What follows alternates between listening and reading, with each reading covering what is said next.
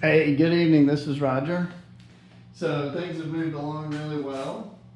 The block is clean. I set up an electrolysis bath, which consisted of filling up this can, putting some washing soda in there, a couple batteries, little donator metal, made this the anode, those were the cathode.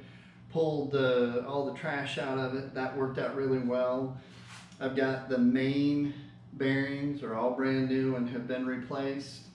Putting in the pistons right now, and so on the connecting rods you can see I'm using Clevite, the mahle products, on all the things that are basically like a mated surface like that, and anything that is gear driven I've got the specific lubricant that's for that. So when I put in the drive for the oil pump, and the oil pump's not in yet, I got a brand new one sitting right over here, but I put this all over those gears, so when I put that in and those are mated together for the first time, really good lubrication. So there are so many people that are showing like how to actually do the individual things, like putting the rings on the pistons, mounting up the bearings, things like that. So I thought I'd just quickly do this. One of the fun, interesting things that I'm doing, you see we got the new pistons in, those are all set up, it's got new rings, the bearings. I'm putting the pistons in backwards. So you see the arrow heading to the back of the engine.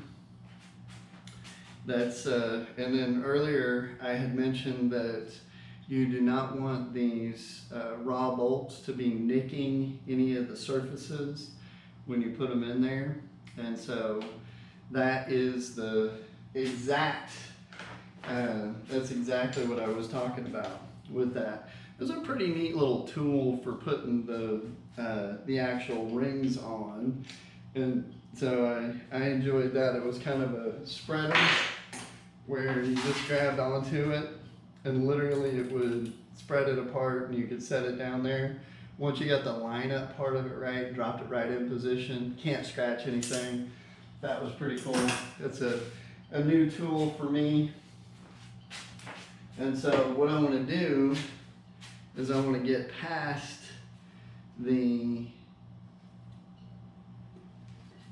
part where it's going between the actual tool and the block basically as quickly as possible, but I don't want to hit it with anything that's like a sledgehammer or anything like that. You use a dead blow hammer, that'd probably be a little bit more perfect.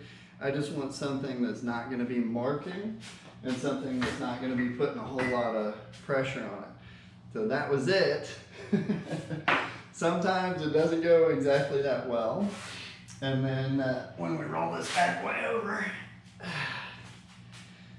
this stand is not perfectly balanced. Then what I want to do is I want to guide that basically right up past where the crankshaft is, and of course it's going to resist. It's super, super tight.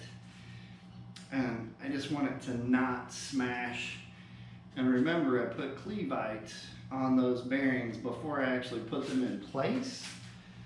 And so the first thing that these two surfaces will see is going to actually be just that very nice little soft surface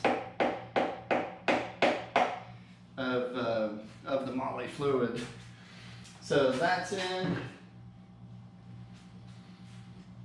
Now I'm going to take a clean cloth, clean this out, put a little Clevite in here, get these guys off. Careful these don't actually fall off in the process. And I'm going to go ahead and fasten these. I don't remember the torque pressure for this. I have it written down over there. These were 75 for the main bearings, and then I think it's 47, but obviously I'll check it. But I cinch these down, roll it around, keep on going. So things are going well. New water pump, new oil pump. I'm going to shim the oil pump. Those will be next. Just wanted to do an update. So thanks for checking in, and hope your week is going well.